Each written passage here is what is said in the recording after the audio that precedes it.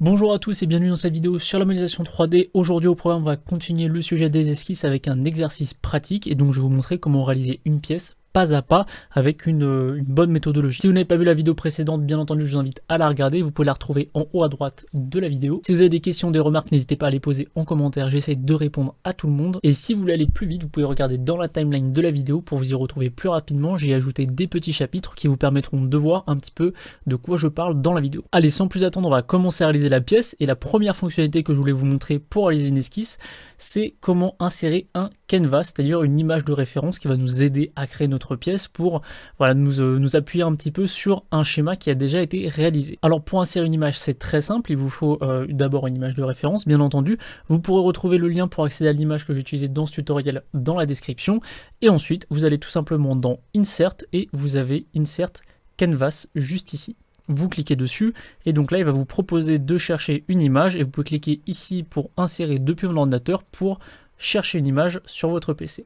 Hop, je sélectionne l'image et donc là il vous fait apparaître ici les trois plans de référence parce qu'en fait par défaut vous devez créer votre image, vous devez l'importer sur un plan.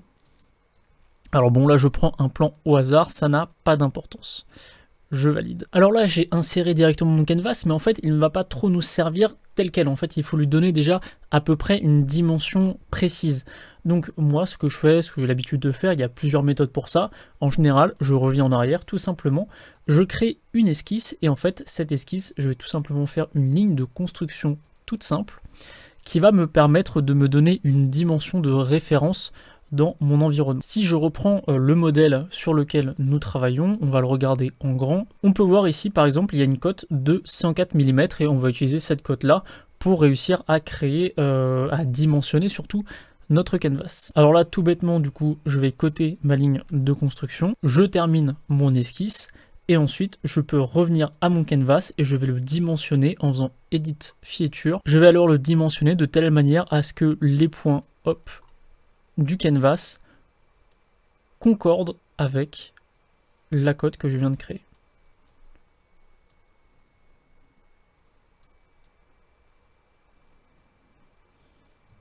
Voilà, je l'ai positionné de manière approximative et notez bien que moi j'ai l'habitude de positionner mes canvas approximativement parce que les canvas sont là pour vous aider, vous appuyer, c'est tout. Ils ne doivent pas être en fait une véritable référence. La référence réellement ça sera quand je vais créer une cote et à cette cote je vais lui donner 104 mm. Le schéma en lui-même, je ne peux pas me baser dessus à 100%, il y aura toujours des petits défauts, il ne sera jamais positionné à la perfection. Donc vraiment c'est le canvas pour s'aider, mais c'est tout. Très bien, et donc maintenant on va pouvoir commencer à créer notre esquisse. Et donc pour ce faire, on va faire comme ce que je vais toujours conseiller, c'est de commencer par des formes simples. Donc là vous voyez qu'il y a quand même des formes assez complexes, je ne pense pas qu'on aura le temps de tout faire dans la vidéo. Je vais plutôt essayer de vous montrer des choses intéressantes plutôt que de tout faire. Mais pour commencer vraiment, on part sur des choses simples. Donc là j'ai grossièrement un gros rectangle, et bien je vais commencer par faire un gros rectangle. Tout simplement, si on se lance dans des choses trop compliquées tout de suite, on ne va pas y arriver. Alors, pour bien reprendre les bases, donc on va reprendre les choses correctement, je rentre dans une esquisse et là je commence par créer tout simplement un rectangle. Hop là. Ici, si vous en avez envie, vous pouvez cacher le canvas à tout moment parce que parfois il peut un peu gêner. Voilà, moi c'est vrai que souvent je trouve que les canvas sont un peu encombrants, donc je les fais apparaître très régulièrement, je les fais disparaître tout aussi régulièrement. Donc, quand on n'en a pas besoin, on peut cacher le canvas et donc là de toute façon on va juste commencer à coter le rectangle, donc on n'en a pas besoin. Alors, première cote à ajouter, pour moi ici, j'ajouterai un midpoint à cet endroit-là, pour pouvoir en fait avoir une espèce de symétrie. Vous voyez, comme ça, je peux travailler un peu plus facilement mon rectangle, et ça lui donne déjà une première cote et une première contrainte, parce que vous voyez que là, il est devenu noir à cet endroit-là, donc ça veut dire que déjà, on a fait une partie du travail. Je fais réapparaître mon canvas, et je vois ici que j'ai une cote de 86 mm que je peux déjà exploiter. Donc je vais commencer par la mettre tout de suite, je cache le canvas, et je fais D pour activer le raccourci clavier des esquisses. Je mets 86 mm, donc déjà voilà, on a en plus quasiment tout le rectangle qui est déjà contraint. Là vraiment on a déjà quasiment tout ce qu'il nous faut. Il ne nous reste plus qu'à trouver une dernière cote, regardez, pour contraindre ici. Donc là aussi je vous recommande, c'est que si vous ne savez pas quoi contraindre, eh bien prenez votre rectangle, tirez un petit peu dessus, regardez ce qui bouge et ensuite faites en sorte que ça ne bouge plus tout simplement. Alors je regarde le canvas et je vois que là je n'ai pas vraiment de cote de référence pour cette longueur là. Si je regarde le reste du schéma, eh bien je peux essayer d'en trouver une autre. Eh bien je peux en trouver une ici. Regardez bien, en fait cette cote là c'est exactement la même que les lignes qui sont ici. Donc ce qu'il faut que je fasse c'est 71,5 plus 40,5.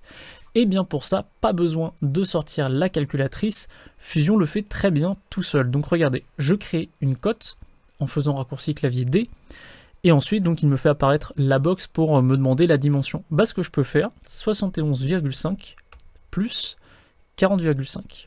Je fais entrer, et voilà. Automatiquement il va calculer la cote, donc c'est très pratique pour gagner un peu de temps, et en plus on peut voir qu'à l'intérieur il garde quand même l'équation, donc ça peut s'avérer pratique dans certains cas. Donc là nous avons quasiment notre rectangle, et ce qu'on va vouloir avoir c'est ces petits bords incurvés, ce sont des congés. Pour ça en fait il y a plusieurs possibilités pour faire ce genre de choses, et vu que là on travaille sur les esquisses, on va essayer de faire ça dans des esquisses uniquement. Il y a une fonction congé qui permet de faire ça directement sur des volumes, mais il y a aussi une fonctionnalité qui permet de faire ça sur des esquisses. Vous la trouverez dans Modify et vous aurez ici Fillet qui veut dire congé en anglais, et du coup en sélectionnant juste des points, vous pouvez créer des congés, comme ceci. À partir de là, on va coter le congé. Vous voyez ici, il y a un petit 1. Alors je ne suis pas tout à fait sûr, mais je pense que ce 1 permet de coter la dimension du congé. Je vais essayer de vérifier ça sur le canvas si je ne trouve pas. Ah, regardez ici par exemple, vous voyez on trouve rayon 8, donc maintenant je sais que mon congé a un rayon de 8 mm. On regarde si on donne le 8 mm, très bien. On peut voir que le congé a un peu cassé mon esquisse, on va éventuellement la reprendre s'il le faut. Je fais entrer. Très bien, donc on peut voir qu'en ajoutant les congés, par contre, j'ai perdu quelques-unes de mes contraintes, donc on peut prendre le temps de les rajouter. Tel quel, là, vu ce que je regarde, je pense que si je tire ici, très bien, donc là ça continue à se déplacer, et bien en fait je pense que c'est la contrainte midpoint qui a cassé, donc tout ce que j'ai à faire, c'est je clique ici sur le petit triangle, je clique sur ma ligne et sur le point. Et donc là, ce que j'ai dit, c'est que le point qui est là, le point d'origine, va être au milieu de ma ligne. Tout est redevenu au noir, c'est parfait, donc là ça veut dire que j'ai une esquisse parfaitement contrainte, donc c'est bon, je valide. Maintenant, je peux passer à l'extrusion. Alors je passe à l'étape d'extrusion là maintenant, justement pour vous montrer une fonctionnalité très importante dans les esquisses, qui est pour moi indispensable pour un débutant. Donc on quitte un peu les esquisses, juste un instant, le temps de vous montrer vraiment quelque chose d'intéressant. Alors pour l'extrusion, là je vois ici il y a une cote de 12, donc je pense que je vais mettre 12, ça ira amplement. Sachez bien en fait qu'en réalité je m'en fiche de réaliser cette pièce en elle-même, j'ai juste sélectionné ce schéma là parce qu'en fait je trouvais ici qu'il y avait vraiment des choses intéressantes à voir en esquisse. En soi réaliser l'ensemble ça n'a aucun intérêt pour moi, vraiment ce que je voulais vous montrer c'était des petites choses comme ces esquisses là à créer qui étaient pour moi vraiment très intéressantes. Nous allons continuer notre création d'esquisses et donc pour cela il nous faut un nouveau plan. L'avantage c'est qu'ici nous avons regardé une surface parfaitement plane, donc on peut créer une esquisse dessus. On n'est pas obligé de créer uniquement des esquisses sur des plans. Par contre, regardez bien, imaginez je veux faire une esquisse ici, je peux créer une esquisse sur cette face-là, par contre je ne peux pas créer une esquisse sur une surface courbe. Voilà, je fais des petits rappels, c'est vraiment pour ne perdre personne. On m'a demandé d'y aller lentement, et bien écoutez, on y va lentement. Donc ce que je fais, c'est que je clique sur ma surface et je fais clic droit dessus, j'ai directement Code Sketch qui m'est proposé. Alors, je vais profiter de cette esquisse pour vous parler de quelque chose de très important dans Fusion 360 qui vous servira énormément. Éventuellement, ça va vous paraître un petit peu flou maintenant, mais avec la pratique, vous verrez que ça vous servira énormément. C'est vraiment une fonctionnalité très importante dans Fusion. Alors regardez, pour vous montrer vraiment le point sur lequel je veux insister, on va se mettre en condition. On va commencer par créer ici cette courbe qui est là et qui suit jusque là. Alors pour ça, très simple, vous pouvez aller dans Create, vous avez Arc. Alors essayez de bien lire les descriptions parce que souvent ça vous explique comment va fonctionner l'outil. Regardez bien ici, il me dit je commence par sélectionner le point de départ, ensuite le point d'arrivée et le point milieu. Donc regardez bien, il faut que je sélectionne en premier ici, en deuxième ce point là et en dernier du coup le milieu. Et là il vient de se passer quelque chose de très intéressant qui vraiment est un point très important pour bien maîtriser Fusion. Regardez, je commence par cacher le canvas, ensuite je cache mon body. Regardez bien les deux points de l'arc que nous venons de créer, ils ont tous les deux ici et là des coïncidences, alors que pourtant ils ne sont reliés à aucune ligne que nous avons créée. Alors en fait c'est normal, les points que vous avez créés, vous les avez connectés en faisant une projetée d'esquisse. Et donc là vraiment c'est le point sur lequel on va passer un peu de temps, parce que quand vous aurez compris ça, déjà vous aurez passé une grande étape dans les esquisses. Si je fais réapparaître mon body, vous voyez qu'en fait ici j'ai déjà des géométries de référence. Vous voyez ici j'ai déjà, si je supprime ma ligne, j'ai déjà ici des contours d'esquisse que je peux récupérer. Et bien en fait il y a une fonctionnalité dans Fusion 360 qui vous permet de récupérer ces lignes. C'est ici dans Project Include, vous avez la fonction Project et regardez. Je veux faire apparaître dans mon esquisse ces contours là, et bien je vais sélectionner ma face, regardez, je valide. Et ensuite, si je cache mon body, je peux voir que j'ai un contour violet qui est apparu. Ça veut dire qu'en fait, vous avez demandé au logiciel de récupérer un contour qui vient d'un volume ou d'une esquisse précédente pour le faire venir dans votre modèle. Alors c'est un petit peu abstrait, essayez de retenir ça, on va le voir un peu plus en détail normalement dans la suite de la vidéo. En fait, pourquoi je vous en parle maintenant, c'est que selon les mises à jour de Fusion 360, il y a pu y avoir des changements et à un moment donné, le logiciel ne projetait plus tout à fait de la même manière les esquisses et ça a dérouté pas mal de personnes. Donc c'est pour ça que je vous en parle maintenant. En tout cas, si par exemple vous êtes dans un cas où vous avez besoin de récupérer une arête, une face, une géométrie de référence que vous avez déjà créée pour faire votre esquisse, eh bien vous pouvez aller donc Create, Project et ensuite du coup vous projetez en sélectionnant les géométries que vous voulez. Ça vous servira énormément par la suite, même si là ça peut vous paraître peut-être un tout petit peu abstrait. Mais en tout cas pas de panique, je vais essayer de vous retrouver un petit exemple pas trop mal dans la suite de la vidéo. C'est parce qu'en fait là automatiquement vous n'avez pas besoin en fait de réaliser directement un projeté d'esquisse, parce que vu que vous êtes sur la face, le logiciel par défaut en fait vous récupère les contours automatiquement sans même vous demander. Mais parfois vous pourrez en avoir besoin, parfois il vous faudra même apparaître des projetés sans raison apparente. Donc c'est pour ça que j'ai déjà parlé un tout petit peu des projetés maintenant. Donc en tout cas gardez à l'esprit, je pense la chose la plus importante c'est que si vous voyez une ligne, un contour, un point violet, ça veut dire que le logiciel vous a projeté une esquisse. Donc déjà au moins vous savez où vous vous trouvez quand vous avez ça en face de vous. Alors pour vous montrer un tout petit peu plus l'intérêt des projetés, je vais vous donner un exemple concret. Tout à l'heure je vous avais dit on va faire les arcs de cercle qui sont ici. Eh bien rappelez-vous, au début de la vidéo quand j'ai fait mon canvas, j'avais pris le 104 mm qui est ici pour créer une ligne de construction. Eh bien regardez, je peux faire ici dans Sketch, faire apparaître ma ligne de construction que j'avais fait précédemment. Sauf que si je cache mon canvas, ma ligne de construction est ici, le plan sur lequel je travaille est là. Eh bien, qu'à cela ne tienne, si vous allez dans Create, vous allez dans Project Include, Project, eh bien vous pouvez faire revenir cette ligne de construction à l'intérieur de l'esquisse en cours. Hop là, regardez, j'ai cliqué dessus et j'ai une petite ligne violette qui apparaît pour me dire, eh bien tu as fait revenir cette ligne de construction dans ton esquisse actuelle. Je valide et désormais, je peux cacher l'esquisse précédente et regardez bien, j'ai ma ligne de construction qui est arrivée dans mon plan. C'est un exemple un petit peu bidon, c'est un peu réducteur quand même de toute la puissance de la fonction projetée. En tout cas, c'est pour vous donner une petite idée. Et du coup, l'avantage, c'est que cette ligne de construction, je l'avais codée déjà à 104 précédemment.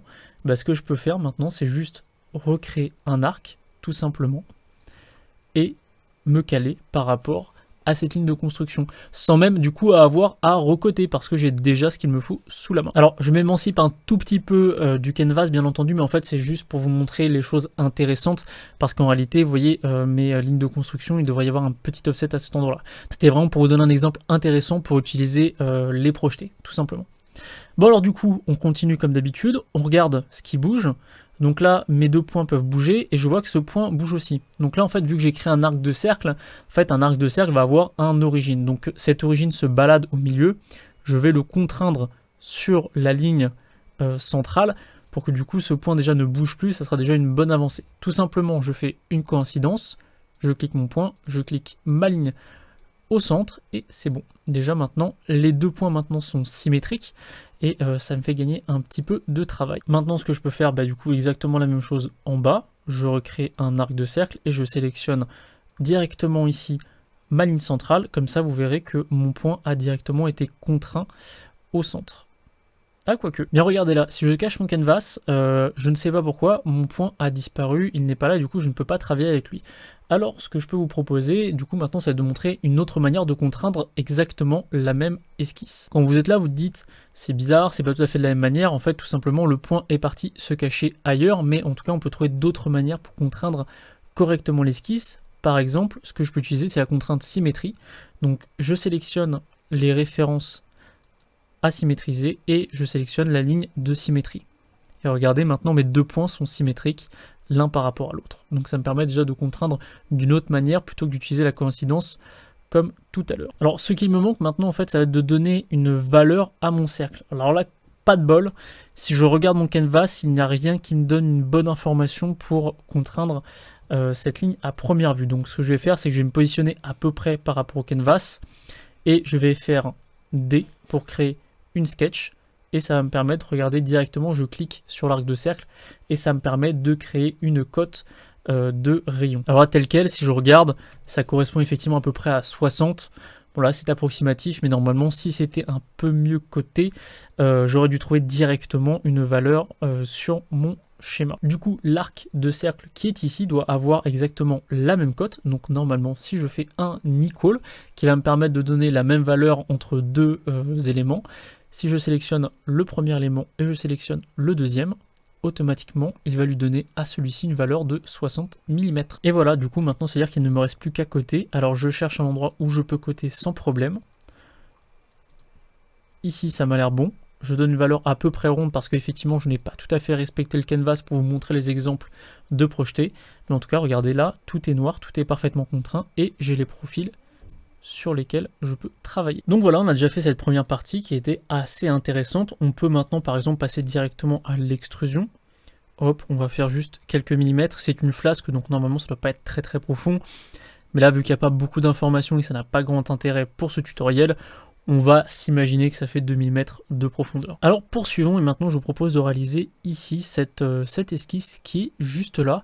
Et pour cela, donc on va d'abord commencer par créer une nouvelle esquisse sur la face que nous venons de réaliser. Et comme ce que je vous ai toujours recommandé, on commence par décomposer ça en forme simple.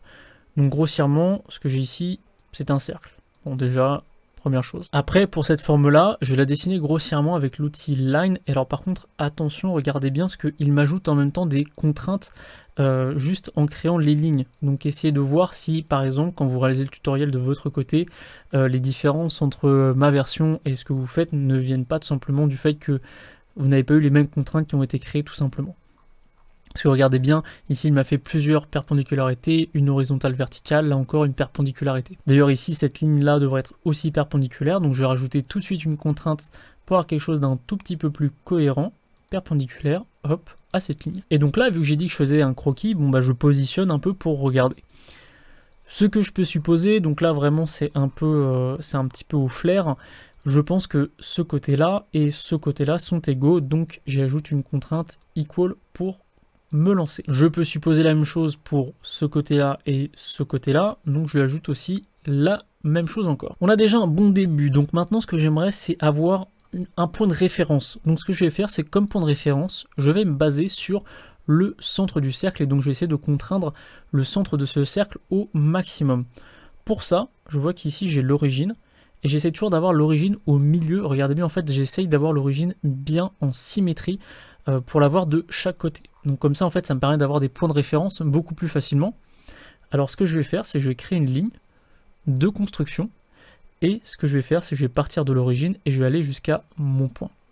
Je valide et là si on regarde bien ce que j'ai c'est une ligne que je vais passer en horizontale verticale et donc comme ça je sais que le point ici est bien au milieu donc mon cercle est bien centré. Maintenant, tout ce que j'ai à faire, du coup, c'est juste de créer tout simplement une cote pour que ça ne bouge plus. Alors, le cercle est toujours bleu, c'est normal, il faut lui donner maintenant une dimension précise. Donc là, je vais regarder, ok, je vais lui donner à peu près 12. Je n'ai pas de code de référence sur mon schéma, donc ça ne sert à rien de m'inventer des choses, des valeurs compliquées. Voilà, je donne 12, c'est simple. Même si on voit que je ne suis pas parfaitement superposé, ce n'est pas grave. L'essentiel, c'est vraiment de voir comment on réalise ça.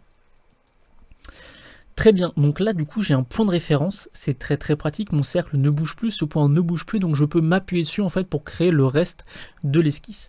Donc en fait l'idée ça serait de réussir à contraindre ça par rapport à mon cercle. Pour ça, eh bien, je vais créer des lignes de construction tout simplement. Alors là, c'est des questions de pratique, hein. Plus vous pratiquerez et plus vous verrez facilement comment contraindre ce genre de choses, plus vous aurez des petits réflexes rapidement. Donc moi, ce que je vais faire, ce qui me paraît être pas mal, c'est tout simplement de créer une ligne en partant du centre du cercle et aller jusqu'au sommet ici. Et maintenant, si je regarde, si je bouge un petit peu tout, mon point a été créé, c'est pas trop mal. Ce que je pourrais commencer par ajouter ici, c'est une contrainte perpendicularisée par rapport à ces deux lignes, pour que du coup ça soit déjà un petit peu plus rigide. Là vraiment ce genre de choses c'est plus une question de flair et d'habitude, hein. Vraiment c'est si vous avez du mal à voir ça, c'est normal quand vous débutez. Ok, donc si je continue à tirer un petit peu sur mes pièces, ce que je peux voir en fait c'est que tout simplement elles continuent de bouger parce que il manque les cotes. Alors du coup je vais m'empresser de les rajouter dès maintenant. Et donc là, encore une fois, je vais le faire à peu près à l'œil. Je n'ai pas besoin de me baser à 100% sur le dessin. Ok, donc là j'ai rajouté toutes mes cotes. N'hésitez pas à faire une petite pause pour regarder un peu les cotes que j'ai rajoutées. Mais tout simplement ici, j'ai l'avantage que, à force d'avoir utilisé les contraintes equal, j'ai gagné un petit peu de temps. J'ai juste eu ici 2 cotes à rajouter et c'est tout. Donc là, si on regarde le canvas, on s'approche déjà quand même de l'idée globale. Par contre, ma forme est quand même beaucoup plus arrondie. Donc là, on va réutiliser la fonctionnalité trim qu'on a vu dans la vidéo précédente. Si vous en rappelez plus, n'hésitez pas à aller la revoir rapidement. En tout cas, moi, je vais passer directement à son utilisation. Ici, en fait, je peux voir que globalement, il y a un espèce de cercle qui apparaît à cet endroit-là. Donc, je vais créer un cercle et c'est ce cercle qui va me servir à trimer. Hop là, je crée le cercle et regardez, je mets directement coïncident ici. Donc, comme ça, il tombe pile au bon endroit. Je lui retire la construction. Et maintenant, ce que je vais faire, c'est que je vais aller dans Modify, Trim, et je vais retirer les morceaux du cercle qui ne m'intéressent pas, et y compris les morceaux de ma pièce qui ne m'intéressaient pas non plus, de mon petit rectangle. Et du coup, voilà, déjà là, ma pièce quand même ressemble bien mieux à ce que je voulais. Alors là, ce qui va vous manquer, ce sont bien entendu les congés sur votre esquisse. Donc vous pouvez tout simplement retourner dans Modify, Fillet, et du coup rajouter des congés. Cependant, ce que vous pouvez voir, c'est que ça va vous casser vraiment votre esquisse, ça va retirer un petit peu toutes les contraintes, et donc ça serait un peu gâché d'utiliser un filet à cet endroit-là, ça serait un peu perdre du temps. Donc ce que je vous recommande, même si on est dans un exercice sur les esquisses, ça serait là de vous simplifier la vie, c'est le genre de moment où il vaut mieux faire ça dans une fonction, ça sera largement plus simple. D'ailleurs, tout ce qui est à suivre maintenant va pouvoir être fait tout simplement soit avec une fonction, soit avec les esquisses.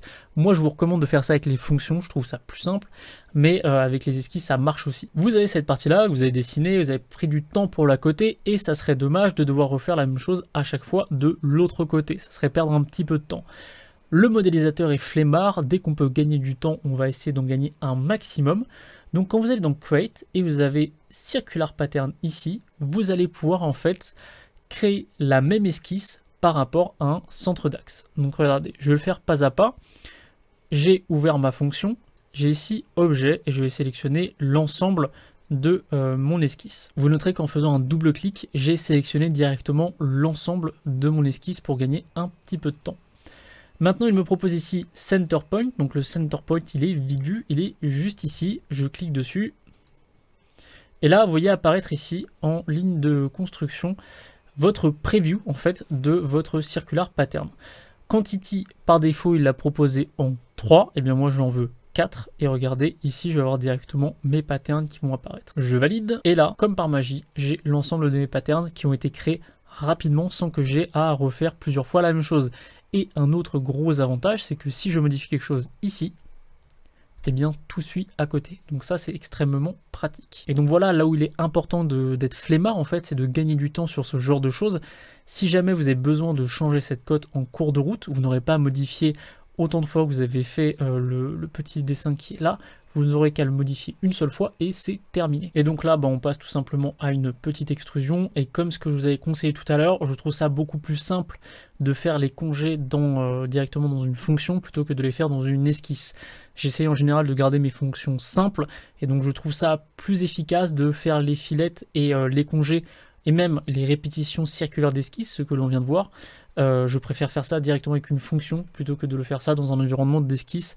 Après c'est plus une question de préférence, j'essaie de vous montrer un peu toutes les possibilités, mais moi en général quand je dessine, je fais ça vraiment en fonction et je ne fais pas ça en esquisse. D'ailleurs regardez, petite chose intéressante, je peux créer ici mon filet directement en fonction.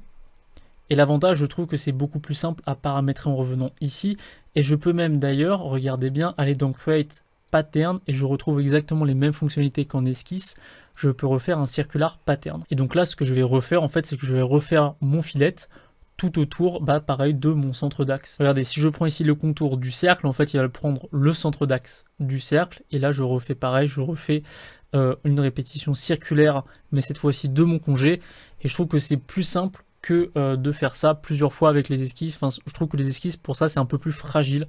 On peut plus facilement se piéger. Donc le but, c'est pas de faire un tutoriel débile en vous disant juste on passe son temps à faire que des esquisses. Non, il faut aussi être un peu cohérent. Moi, en général, quand je fais des esquisses, c'est que j'évite de faire des congés dedans. Voilà, je trouve ça plus simple, c'est une question d'habitude. Donc voilà, ça c'est fait, et maintenant, on va passer pareil à la même chose à côté, et cette fois-ci, je vais essayer de vous montrer un petit peu des choses légèrement différentes. Même si là, globalement, à première vue, en regardant, on va quand même rester sur le même concept. On va essayer de se simplifier la vie un peu d'une autre manière, mais on va rester vraiment dans le même style. Donc, ce que je vais faire, je vais quand même attaquer le truc un petit peu différemment. Je commence par créer une ligne d'esquisse qui va me servir à créer mon cercle de référence. Je vais commencer par lui, ça me paraissait plus simple. Vu qu'en plus tout à l'heure on l'avait utilisé comme référence, ça me paraît quand même plus cohérent de commencer par lui. Voilà, je lui donne une petite cote. Ici, mon trait continue à se balader, donc je vais lui donner une cote aussi pour le verrouiller. Hop là. Et je vais lui dire, on va dire 54. Et là, si on regarde, on a globalement la même idée. Je commence, je fais un trait tout simple. Hop, je vois qu'ici, j'ai un petit rebord. D'ailleurs, je pense que je n'ai même pas à me préoccuper du petit rebord. Voilà, j'ai juste tiré un trait droit comme ceci. Je continue. Je reviens par là et je ferme mon esquisse. Donc là, regardez, bien fermé. Tout à l'heure, il m'avait laissé des lignes de construction, mais je l'ai parfaitement verrouillé.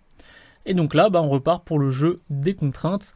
Ce que je peux faire, c'est comme tout à l'heure. En fait, je vais redonner une perpendicularité à cet endroit-là pour que ce soit bien coté. Donc là encore, je bouge un petit peu tout. Je regarde ce que je peux attraper. Bon, il n'y a rien qui m'intéresse vraiment plus qu'avant. Donc là encore, j'essaie de voir un petit peu ce qui bouge. J'ai pas l'impression que je puisse ajouter des contraintes supplémentaires là maintenant, donc je vais commencer tout simplement à ajouter des cotes. Donc je fais raccourci D pour créer une cote, et donc là je vais mettre une petite cote. Hop.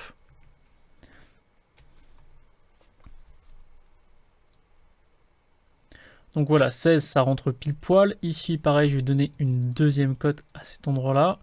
Là, donc là on va mettre 9. Là actuellement ce que je pourrais rajouter c'est déjà une distance pour définir la distance ici, le petit espace qui se trouve là.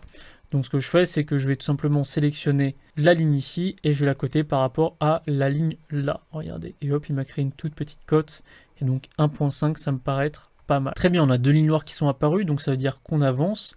Maintenant qu'est-ce qu'il nous manque? Eh bien je pense qu'on peut rajouter sans aucun problème une cote entre cette ligne là et le centre pour donner tout simplement une distance entre les deux. Très bien, donc on avance. À noter que, vous voyez, j'essaye de coter au maximum par rapport au point de référence que j'ai créé, c'est-à-dire le centre de mon cercle. Comme ça, quand j'aurai quelque chose à modifier, tout aura tendance un peu à se modifier avec. Donc là, ce qui me manque un petit peu, c'est aussi voilà, une petite cote à cet endroit-là pour donner une distance entre le bord et le centre du cercle. Et ici, maintenant, la dernière chose qui bouge, c'est cette partie-là. Donc la cote que vous devrez mettre après dans un cas pratique, ça sera vraiment une distance critique, vraiment une distance importante. Là, en l'occurrence, on ne sait pas trop, donc je vais mettre ici tout simplement une cote de 9 et là-bas une cote de 4. Et c'est bon. Donc là vous avez vu, la forme était un tout petit peu plus complexe à ce niveau-là, j'ai dû rajouter un petit peu plus de cotes pour plus tard, je me suis peut-être un peu moins bien pris aussi, c'est tout à fait possible, il n'y a pas vraiment une manière parfaite de coter, il y a juste des méthodes un petit peu plus efficaces que d'autres. Donc là encore, vous voyez, il y a encore ce petit arc de cercle ici, alors je vais le rajouter de ce pas, exactement de la même manière que tout à l'heure, avec un cercle. Hop. Et ce cercle, je le trim. Et si on regarde ici, vous voyez là, je vois qu'il y a un truc un petit peu disgracieux. Je pense que normalement, il ne devrait pas apparaître. Mais en fait, ce que je vais faire tout simplement, c'est que je vais voir pour déjà casser cette cote ici. Et je vais rejoindre mes deux points qui sont là. parce que normalement je pense qu'il ne devrait pas être ici. Ça devrait faire exactement comme la cote de tout à l'heure. Donc je les supprime, hop, je fais une petite coïncidence, et voilà, les deux points plutôt se rejoignent, et c'est plié. Très bien, maintenant ce qu'on peut voir aussi, c'est qu'il y a cette petite esquisse à créer qu'il ne faut pas oublier. Donc on va la faire maintenant. Je pense qu'on peut partir sur un carré tout simple pour commencer. Voilà. On retire les lignes de construction. Sa ligne de construction, ça dépendra de si vous avez fait une ligne de construction avant moi ou pas. Ça c'est normal, en fait le logiciel garde en mémoire la dernière chose que vous avez fait. Donc c'est tout à fait normal que moi j'avais encore les lignes de construction. Ok, j'ai mon petit carré, ou en tout cas ça c'est peut-être un petit rectangle, je sais pas trop dans notre cas. Et du coup, bon bah là il faut qu'on le cote. Là il n'y a pas vraiment de secret, il va falloir, bon je pense, recréer des lignes d'esquisse pour le repositionner correctement. Donc tout simplement ce que je vais faire, je crée une ligne ici. Je vais la faire perpendiculaire à mon bord. Très bien. Elle va me permettre de gérer la distance. Je vais donner ici une petite cote à mon rectangle. Et maintenant, je n'ai plus qu'en fait à positionner mon rectangle après avoir ajouté ces deux cotes. Donc la distance à première vue me paraît bonne. Ok, je vais mettre 6. Et ici, regardez, maintenant il ne me reste plus qu'à coter sur le long de l'axe. Ce que je vous recommande, c'est au lieu d'aller coter tout en bas, ce que je vous recommande, c'est de coter par rapport à cette ligne-là, puisqu'en fait, elle récupère déjà une cote, une ligne de référence qui est en bas. Et comme ça, ce sera beaucoup plus propre, parce que regardez, si, je vais vous donner un petit exemple. Regardez, si jamais vous voulez, admettons, abaisser là votre esquisse, vous faites 50 mm. Et bien l'avantage d'avoir coté comme ça, c'est que tout suit d'un seul bloc et votre esquisse est beaucoup plus rigide. Et là encore, ça vous permet de gagner du temps quand vous faites une modification dans votre modèle. Donc maintenant qu'on a ça, on a quand même déjà pas mal avancé. Et ce qu'on pourrait faire, c'est rajouter les congés ici et les formes un petit peu plus arrondies. On va le faire un peu après. En tout cas, les congés, on les fera dans des fonctions. Mais en tout cas, on va rajouter l'arrondi qui se trouve ici juste après. Arrivé à ce stade, on pourrait vouloir maintenant ajouter ces esquisses-là. Et donc, on va pouvoir en fait récupérer celles qu'on a déjà créées pour économiser du temps. Alors pour ça, vous avez la fonctionnalité miroir, qui vous permet, en sélectionnant tout simplement vos objets, donc les esquisses que vous avez déjà créées, et en sélectionnant une ligne sur laquelle exécuter votre miroir, donc on va prendre celle-ci, et bien vous allez pouvoir recréer exactement les mêmes esquisses par rapport à la ligne que vous avez choisie. Et donc comme ça, encore une fois, on gagne beaucoup de temps. Là maintenant, si je modifie quelque chose ici, ça sera aussi modifié là. Alors vous pouvez voir maintenant qu'il y a un petit décalage entre vraiment le canvas et ce que je suis en train de faire. Bon, c'est pas tout à fait grave. Pour simplifier, ce que je vais faire, je vais supprimer cette cote et je vais mettre cette ligne-là bien au milieu directement de la ligne qui est ici. Donc regardez, je la sélectionne, je fais midpoint et je sélectionne ensuite le point concerné. Et voilà. En fait, ça va me permettre, pourquoi j'ai fait ça, d'avoir ici une ligne bien au milieu. Et donc, cette partie-là, cette esquisse-là, quand on va la réaliser, on aura juste à faire une symétrie entre les deux. Là, pareil, en fait, on va refaire exactement la même chose et on va gagner du temps là-dessus. Alors maintenant, on va passer directement à cette partie-là. Et alors là, pour commencer, la chose la plus simple, donc comme d'habitude, c'est de retrouver une forme que l'on connaît. Donc là, on voit bien le cercle ici. Je vais la faire un peu plus petit pour éviter que ça rentre tout de suite en contact. Voilà, on va juste imaginer que c'est un poil plus petit. Très bien, rapidement, je cote mon cercle, je lui donne une dimension, et ensuite je le contrains par rapport au bord de mon modèle qui me servent de référence après tout ce qu'on a fait. À partir de là, on va coter simplement le cercle, donc on repart sur les mêmes choses que précédemment, on rajoute des lignes de construction qui vont nous permettre de contraindre le cercle et de le coter. Donc là, on fait tout simplement une perpendicularité entre les deux bords, voilà. Et on rajoute une ligne supplémentaire n'est même pas nécessaire. On peut prendre une cote directement ici, voilà.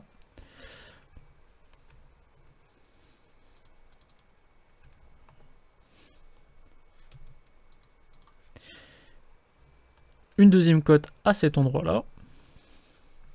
Et maintenant, il ne nous reste plus qu'à donner une valeur à ce cercle. Hop, c'est fait. Alors maintenant, si on veut réaliser cette forme très complexe, en fait, il y a une méthode assez simple pour la faire. Ce que je vous recommande, pour commencer, c'est juste de tirer des traits comme ça pour relier votre cercle, en fait, au reste. Comme ça, on va pouvoir le contraindre proprement. Ça va nous donner, en fait, un espèce de demi-cercle et ensuite d'un simple rectangle.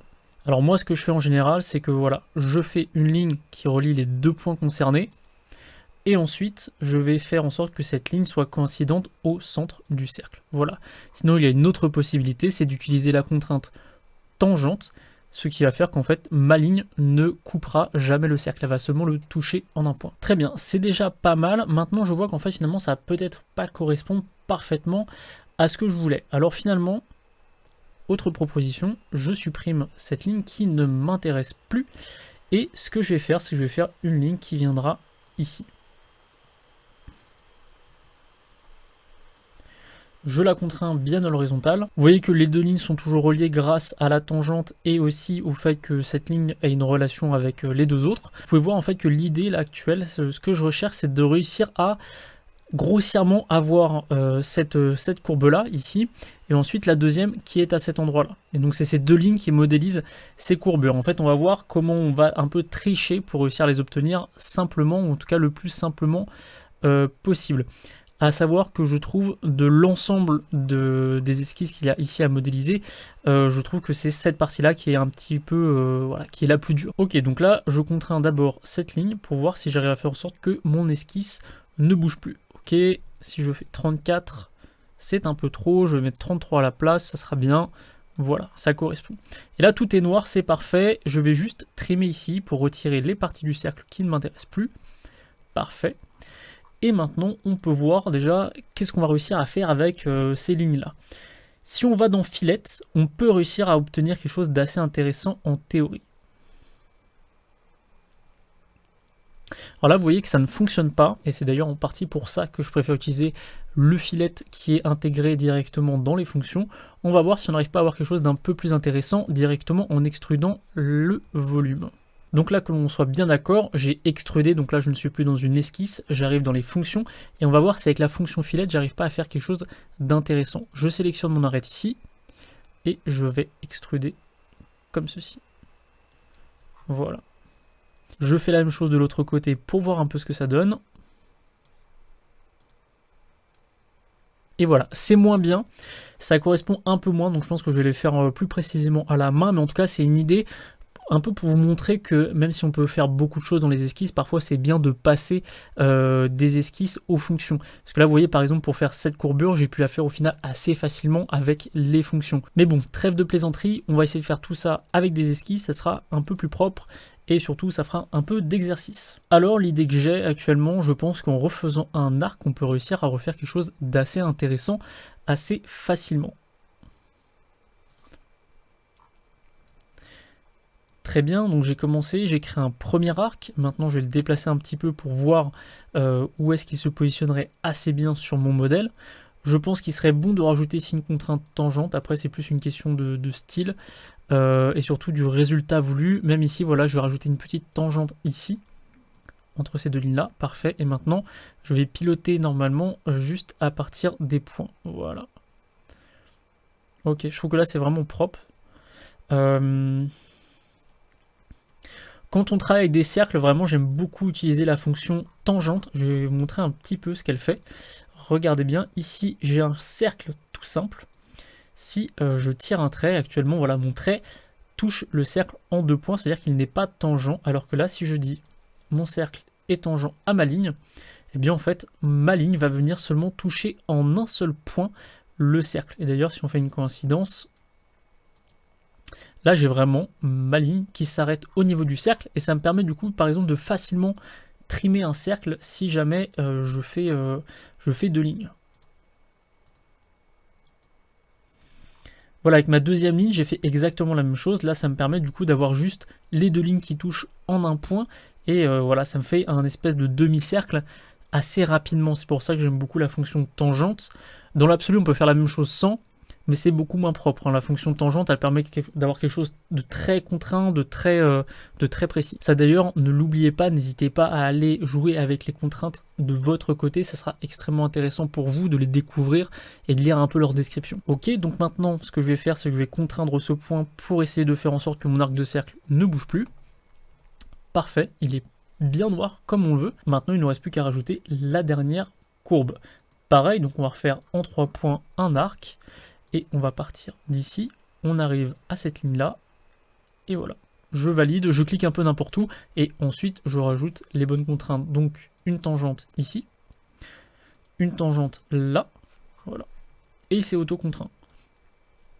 Alors ça paraît logique parce qu'en fait en rajoutant la cote ici, et le fait que mon arc ici soit connecté à la ligne qui est là, ça fait que toutes les contraintes entre elles vont entraîner voilà, des relations et des cohérences, donc forcément on va pas pouvoir faire n'importe quoi.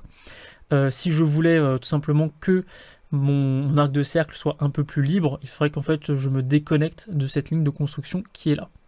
Après en l'occurrence, vu que je ne me suis pas tout à fait collé au canvas, ce que j'ai là me paraît quand même plutôt cohérent. Alors je fais T pour trimer et je vais supprimer ce qui ne m'intéresse plus. Et voilà. Tout simplement, ça correspond globalement. Alors je n'ai pas tout à fait le rebord que l'on peut voir ici, mais voilà, j'ai globalement l'idée et c'était assez intéressant à voir. Je trouve que ça vous montre un peu comment utiliser d'autres formes pour en créer des nouvelles. Alors maintenant, ce que l'on va vouloir faire, c'est refaire exactement de la même manière qu'ici, et même de la même manière que là. Ça va être, vous voyez ici on a ce petit arc de cercle, et donc ça va être de reprendre le cercle qui est ici pour trimer encore une fois à cet endroit-là, et du coup de nouveau avoir cette forme un peu courbe. Alors il y a deux possibilités. On pourrait recréer un nouveau cercle, comme tout à l'heure, ça marche. Ce qu'on pourrait faire, c'est on revient en arrière, on reprend l'outil trim, donc là on garde, voilà, on va garder que cette partie-là de cercle. Et ce que l'on va faire, c'est un offset, donc on va créer un décalage d'esquisse par rapport à une esquisse originelle. Donc l'esquisse originelle, c'est celle-ci, celle qui est sélectionnée en bleu. Et vous avez ici les informations d'offset. Donc je vais mettre un offset de 4.5.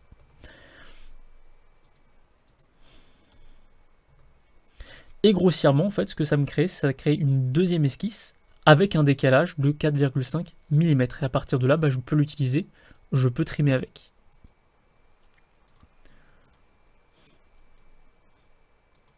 Et voilà, et de ma fonction offset, je garde que ce qui m'intéresse. Alors bien entendu, du coup, ici, j'ai perdu un petit peu de géométrie au passage, un peu de relations, de contraintes, c'est tout à fait normal, c'est pas dramatique. Maintenant, eh bien, on va faire la même chose de l'autre côté.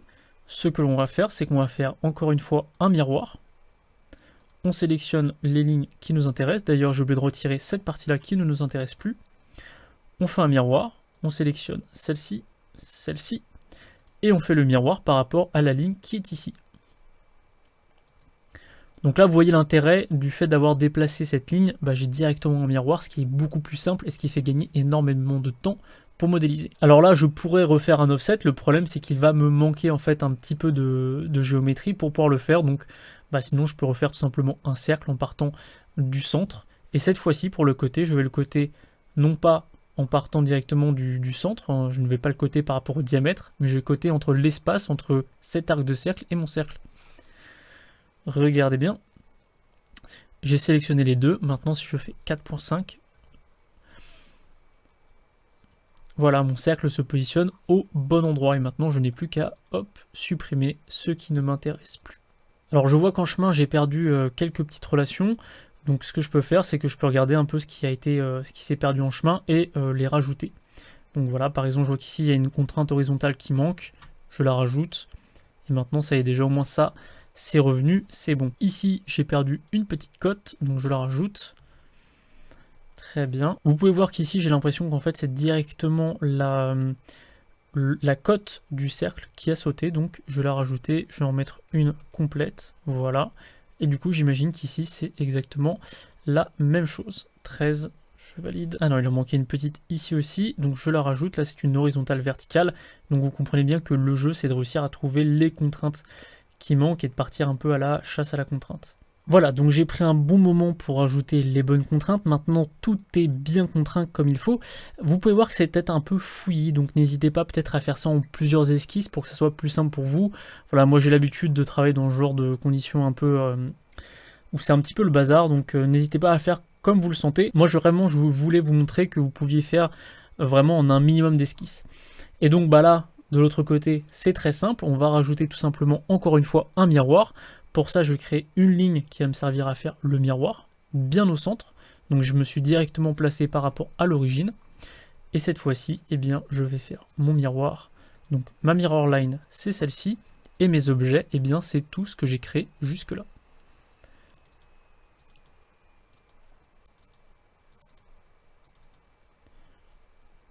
c'est validé, il ne me reste plus qu'à extruder et maintenant on va voir ce que ça me donne.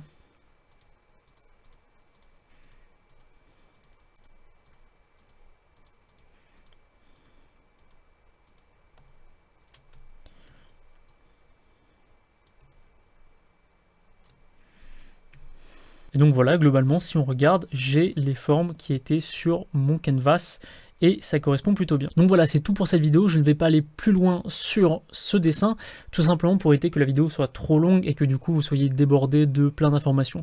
Déjà, prenez le temps de faire, de vous entraîner sur ce sujet-là, de tester des petites choses, de faire un peu l'exercice que je vous ai montré. Vous pouvez retrouver le lien du canvas dans la description. Normalement, déjà, si vous arrivez un peu à vous torturer le cerveau avec ce genre de choses et à essayer de comprendre comment j'ai réalisé, comment j'ai contraint et à faire les mêmes choses de votre côté, vous allez déjà bien progresser. N'hésitez pas à faire un retour dans les commentaires, à poser vos questions et tout ça. Voilà, j'essaye de répondre à tout le monde, à être présent. Et en tout cas, si quelqu'un a souvent des petites galères, j'hésite même pas à prendre un peu de temps sur Discord pour lui montrer comment se sortir de son problème. Donc voilà, j'aurais essayé de gagner un peu de temps sur cette vidéo. J'ai essayé d'être assez rapide et assez clair pour autant. C'est pour ça que j'ai sauté certaines petites étapes de congés parce que ça n'avait pas grand intérêt quand on avait vu déjà les congés précédemment. En tout cas, j'espère que cette vidéo vous aura plu. N'hésitez pas à me faire des retours parce que j'essaie d'adapter mes formats en fonction de ce que les gens me disent. Bien entendu, n'hésitez pas à vous abonner, à mettre un pouce bleu si la vidéo vous a plu ou à la partager. Et moi, je vous dis à la prochaine pour de nouvelles vidéos. Ciao!